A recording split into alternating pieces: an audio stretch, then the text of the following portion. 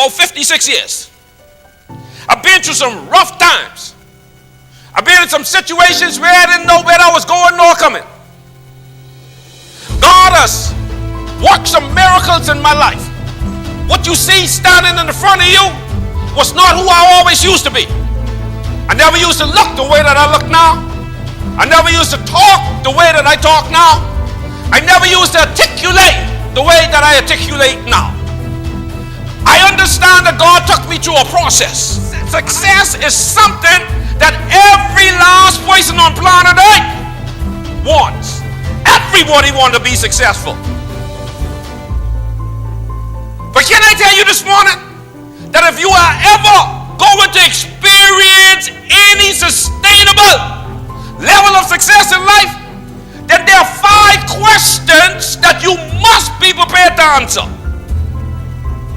These 5 questions, my brothers and sisters, are the motivational factors behind everything that we do as people. Everything that we do is equated to these 5 questions. These 5 questions are the source of all the problems that we have in this world today. These 5 questions are the reason why crime is so high. These 5 questions are the reasons why gangs are growing so rapidly within our country and throughout this region. These 5 questions is why teenage pregnancy is out of control. These 5 questions are the source of why the divorce rate is so high in our world today.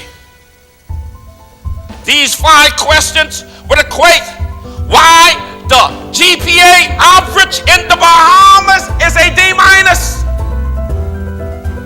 These 5 questions can lead to the answer of why our jails are filled beyond the capacity that they were designed to fill, and why so many people are out there struggling with drug and alcohol abuse. These 5 questions, my brothers and sisters, is the source of each and every one of our problems. I have no doubt that every human desire are connected to these 5 questions. All of the studies that we go through in life is connected to these 5 questions. The first question is, who am I? Who am I? This, my friends, is a question that over 90% of the world population have not answered. Nor have they asked themselves. Because truth be told, this is a frightening and a difficult question to answer. Who am I? Second question that we need to ask ourselves if we want to experience success in life is this: where am I from? Where am I from? 99% of the world's population have never attempted to find the answer to this question. Where am I from? The third question: why am I here? Why am I here? Why was I born? Why did Almighty God put me on planet Earth for such a time as this? Most of us have not given any thought, much less answer this question. Why am I here? Fourth question is, what can I do? What am I capable of? Over 90% of mankind have not been able to answer this question, my brothers and sisters. What can I do?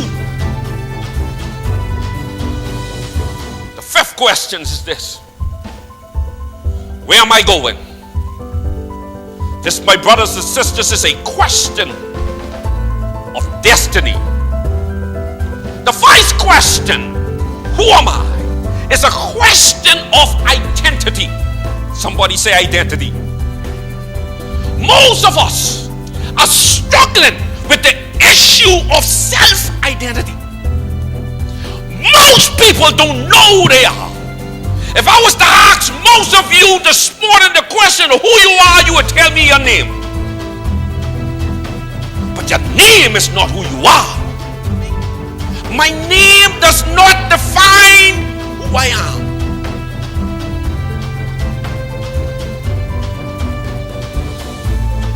We have a struggle with this question. And this struggle, my brothers and sisters, have led us to the point that rather than answering this question or seeking to find out who we are, we resort to just wearing somebody else. When we wear Jordans or we wear Tommy, Polo or the likes, we are actually wearing other people. For some strange reason, we are being programmed to believe that by wearing name brand, it will give us significance. I was just like this. We're being programmed to believe that if we wear the right things, it gives us significance.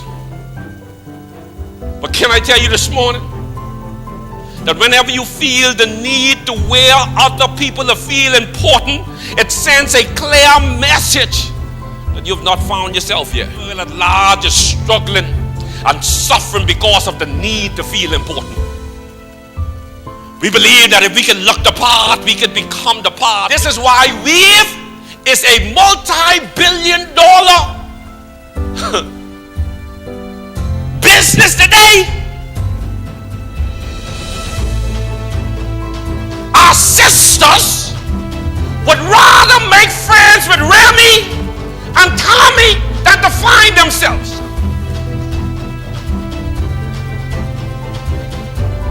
Remy is the hair and Tommy is the nails. A lot of these same-sex sisters are putting pressure on some brothers to go out there and find money by any means necessary so they can look the part. Jail full of brothers right now are trying to live up to sisters' expectations. So what they'll go there, they'll go rob and kill to make sure that you keep in the in crowd so you can wear Remy and Tommy. But I stopped by to tell somebody today that it's not what's on you, but what's in you that's going to bring success to you. Can I also go a little further and tell you that it's not what you drive, but what drive you? Come on, man, we in a place, come on somebody, we're in a place in our country where people will go there and they'll hustle or borrow money what they don't have to buy a phone. $900 phone, another minute on it. That's the time that we're living in. Because we believe that if somebody could see us on an iPhone, then maybe they would think that I'm important. And then maybe if they think that I'm important, maybe it might rub off and I might think that I'm important too. Now don't get me wrong. I'm not trying to say there's nothing wrong with having nice things because I like nice things. I ain't saying nothing wrong with wearing name brand stuff. But when you'll do anything that you can to get them. So in a nutshell, what I'm saying, there's nothing wrong with having things. The problem, my brothers and sisters, watch this, is when things have you.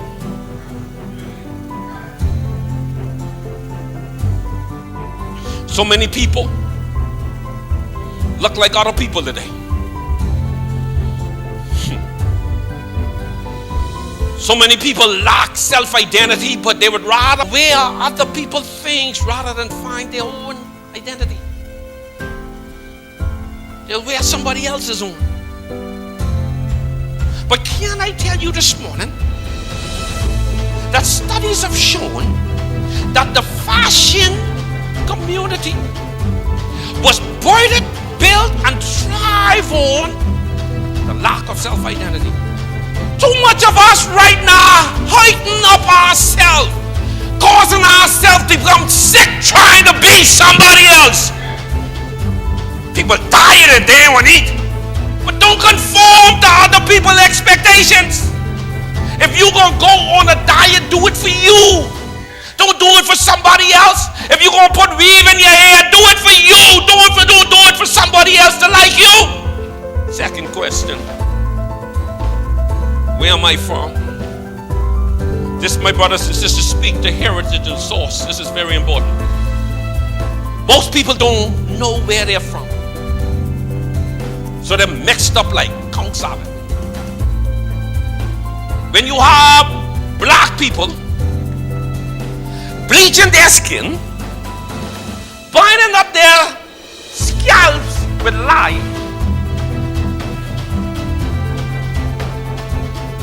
and then you have white people laying in the sun for hours, going to town and salons to turn dark,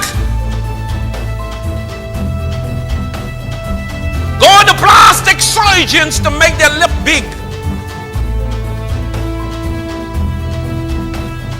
It speaks to a heritage problem.